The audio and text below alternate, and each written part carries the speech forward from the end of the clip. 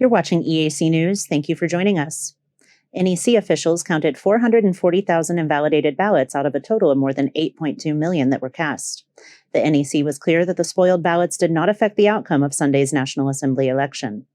Preliminary results were announced the same evening of the election, showing the long-reigning Cambodian People's Party leading the count and winning 120 out of 125 seats in the National Assembly.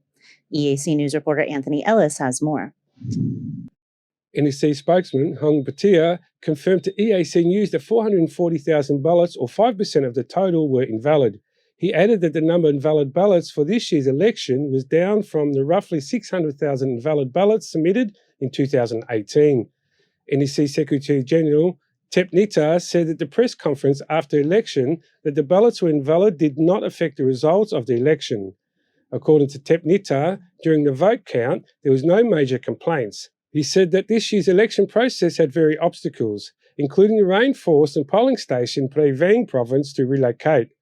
Hung Patia confirmed that during the election, authorities arrested 2 men that caused irregularities at the polling stations, the first which occurred in the polling station in Wat Maha Matre Private School in Phnom Penh after a man tried to pocket his ballot. After a man in Stung Mache district was arrested for crossing out his ballot and taking photos of it while in the voting booth. In Tumbon Knom province, a young man voted but refused to dip his finger in the incredible ink that showed that he had voted. The police took him for questioning and found he had tested positive for drugs. The authorities then requested that his guardian sent him to the Karachi Province Rehabilitation Centre for treatment.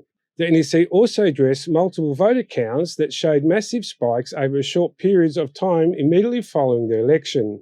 They said that internet disruptions due to weather had affected some precincts' ability to turn in their numbers in a timely fashion.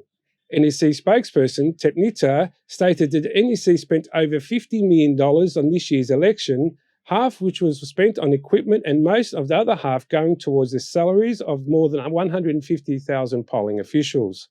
NEC Chairman Prak Chan emphasised that the official election results will be announced between August 9th and September 4th, 2023, in absence of complaints or calls for re-election. According to the preliminary results, the CPP had another landslide victory this year, winning 120 seats, while 5 remaining seats went to the Funipec Party.